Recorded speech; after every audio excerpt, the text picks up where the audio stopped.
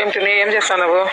అవును, ఈ మధ్యలో సుప్రీంకోర్టు ఏదో చెప్పింది కదా, ఈ డాగ్స్ అంతా ఊరి చివర తీసుకొని పోయి చంపేది కాదులే, అదే అట్లా అర్థం వచ్చినట్టు ఒక తీర్పు ఇచ్చింది కదా. దాని గురించి పాపం సదా కూడా చాలా ఏడుస్తా ఒక వీడియో పెట్టింది. ఏంటిది ఈ రామాయణం అంతా? ఏమి కొంచెం నాకు వివరంగా చెప్తావా? ఓన్లీ ఢిల్లీలో మాత్రమే అది అప్లికబుల్. ఎందుకు అప్లికబుల్? రోజుకి 20,000 రోజుకి కాదు, రోజుకి 2,000 కేసులు, కుక్క కరిచిన కేసులు రికార్డ్ అవుతుందంట ఢిల్లీలో. ఏమన్నా అర్థం ఉందా? అట్లా మనుషుల పైన కుక్కలు లేకపోతే పులులు వస్తాయి. ఇంకొకటి ఎవడో పాములు పెంచుకుంటున్నాను వస్తాడు. ఏమంటే యానిమల్ లవర్ అంటారు. ఏమంటే దానికి వాయిస్ లేదు, మనకంటే వాయిస్ ఉంది, మనం మాట్లాడగలము. సరే, పులికి కూడా వాయిస్ లేదు, పులిని పెంచుకుంటారా?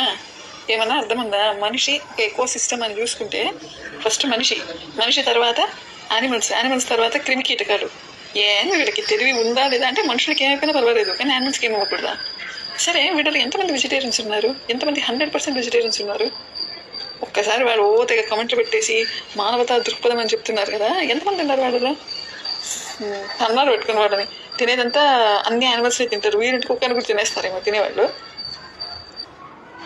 సరే, ఈ రేంజ్లో మాట్లాడుతున్నారు కదా, వీళ్ళందరిలో ఒక్కరిపైన కుక్క అటాక్ చేసిందా? కొన్ని అటాక్ చేసిందే అనుకోండి, వాళ్ళు ట్రీట్మెంట్ తీసుకునే సిచ్యువేషన్లో ఉన్నారు. ట్రీట్మెంట్ కూడా తీసుకోలేని సిచ్యువేషన్లో ఉండే వాళ్ళు ఏమవ్వాలి అంటే రోడ్డు కుదిరేయాలా? బుద్ధి ఉండాలి కొంచెమైనా సపోర్ట్ చేసే వాళ్ళకి. అసలు హైలైట్ ఏమంటే ఇది కాదు, వాళ్ళు ఇన్ని రోజులు ఒక పాయింట్లో ఇట్లా రేప్ కేసెస్ జరిగినప్పుడు కుక్కలతో కంపేర్ చేస్తే అసలు చాలా మంది ఏం చేశారు, మనుషులకి కుక్కలకి తేడా ఉంది లేదు ఏదో చెప్పేవాళ్ళు. కానీ ఇప్పుడు ఏమైంది తెలుసా, వాళ్ళే ఎగ్జాంపుల్ ఇస్తున్నారు. ఇప్పుడు ఎవరో ఒక్కరు రేప్ అటెంప్ట్ చేశాడు అనేసి అబ్బాయిలందరినీ మనం ఏం జైల్లో వేయట్లేదు కదా, అట్లనే కుక్కలు కూడా అంతే అంట.